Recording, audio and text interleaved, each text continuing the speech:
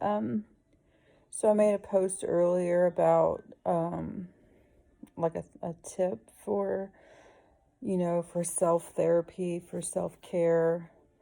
It's just something I remember as a child when I was seeing a therapist, and it stuck with me, over the years as something that was really, really effective for me. It's really where my healing began, from early childhood trauma. And that is with, being abused as a child, um, and trying to find forgiveness and healing in that. And that is to write letters. And since I've been, active in therapy over the past couple of months, um, this is something that I've found with my clients that has been quite effective for them. So I wanted to share that. And this, I'm also speaking to myself because, we can give other people advice and give them tips and things like that based on our knowledge. And of course our experience too. I experienced it as a child, but I haven't been doing it myself, so that's something that I'm definitely gonna start doing. And I'll probably do another video about it just to kind of talk about how it felt and what it did for me internally, to write those letters. So in that, suggestion, what I mean by what to do with those letters, it really depends on the person. For instance, if, you're younger and you were raped by somebody, you're not going to want to, hold on to that letter or try to send it to the perpetrator. Just like with me, I couldn't imagine trying to send it to the perpetrator. I mean, he was, in the military and stationed in Korea or something at the time. He was just on TDY here in Arizona. And he probably, God knows, how his life turned out. I don't know and really don't care. And because of that letter, I got the closure that I needed and was able to heal at an early age from that. I can honestly say that I found the healing, and I found the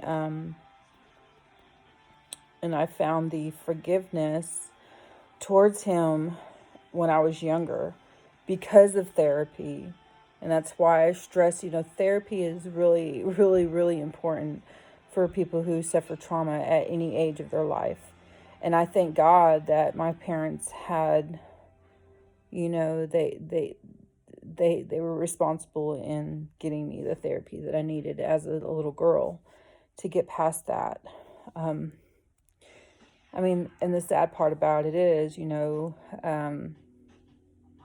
and I don't smile because, I smile because I don't feel anything about my trauma from as a child anymore, because I've already moved past that. I've already found forgiveness and I've found healing in that.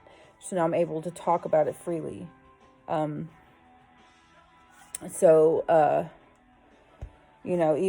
after that, I still experienced trauma. I was molested more. I was raped. I suffered, emotional trauma from my ex-husbands. But, nothing compared to how other people might have experienced it.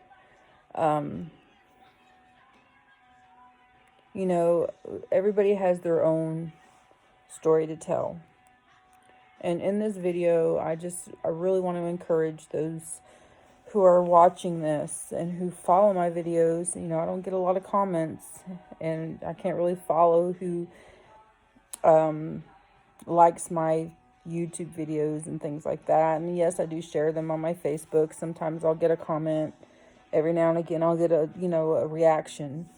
But that doesn't even matter to me, because I know that by whatever I have to say hitting the air and and getting out there. I'm helping somebody. I'm planting a seed somewhere. And that's what's important to me. And that's why I share these videos. Because, I want to help people. Um, I've overcome a lot, and writing letters really, in just these last 3 months that I've been actively practicing therapy, as a therapist, I have found that it's really helping my clients. And I think it's super important. And I'm talking to myself too. Like, there's people from the time that I received counseling till now that I could write letters to. And, that's something that I'm going to start working on. So I just want to encourage everybody or anybody who feels that this could be something that could help you to write the letters as well. Tell them how you feel in the letter. And without getting in a therapist's chair, you can,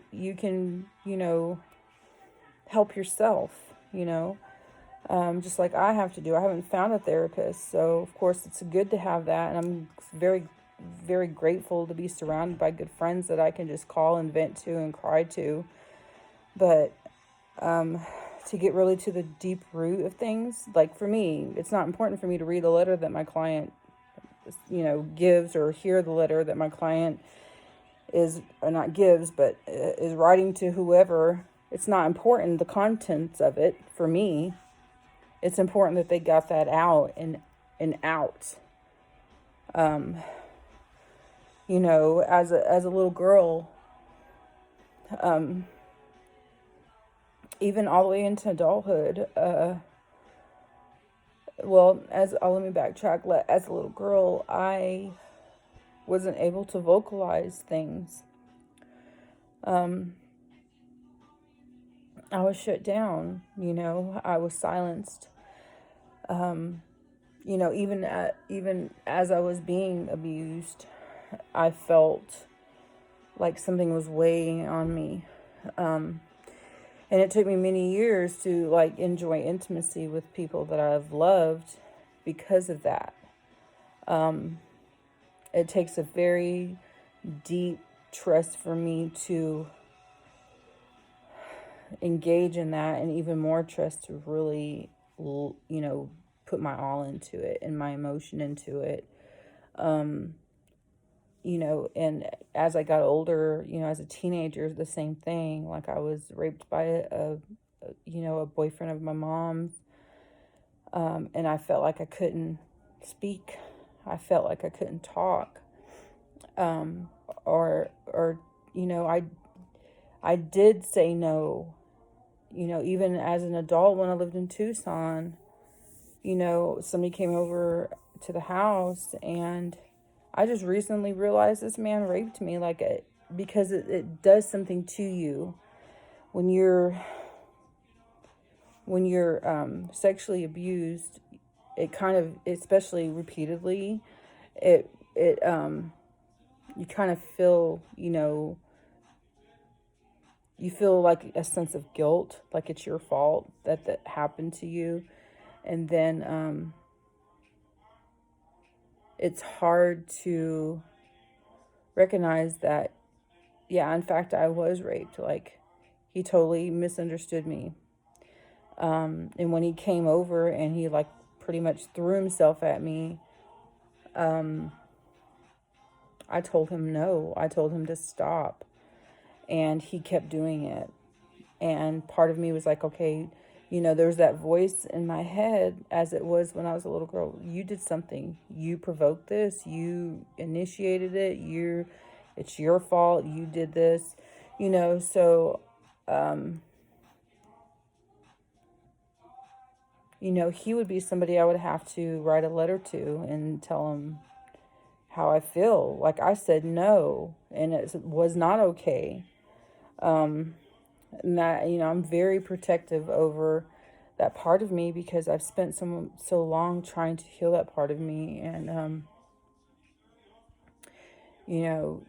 to take advantage of somebody in a sexual manner is, it seems like it's been kind of normalized, and like it's our fault. And this goes for men too, nobody has a right to violate you in any way. Like it is such a,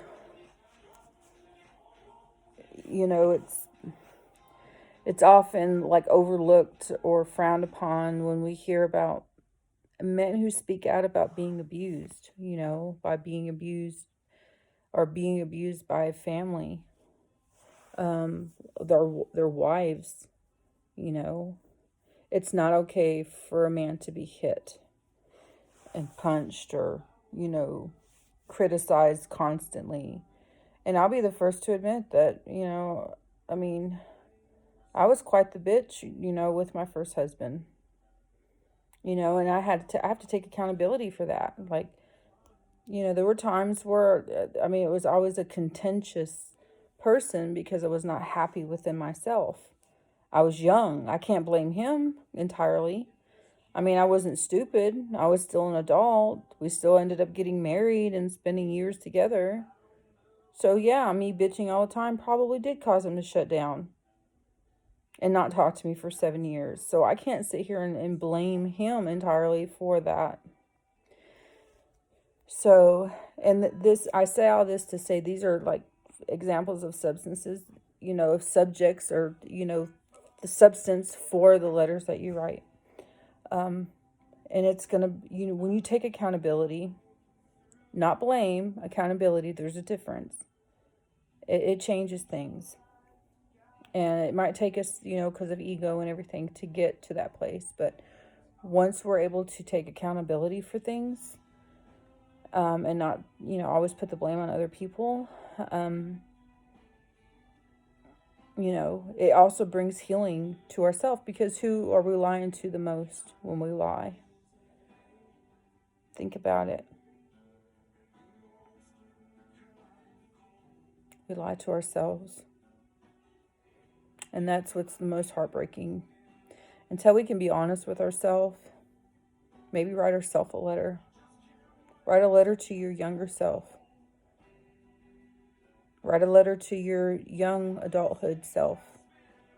When you first started having kids, when you had little ones in the house. Write a letter to your teenager self. Write a letter to yourself. Like, I'm answering my own questions here. We have to live here, regardless of what's around us and who's around us. We have to live here. This is where our love starts. And if we don't love ourselves, we can't love other people. Simple as that. So, hope this helps. And yes, I'm holding back tears. So, anyway, have a good night.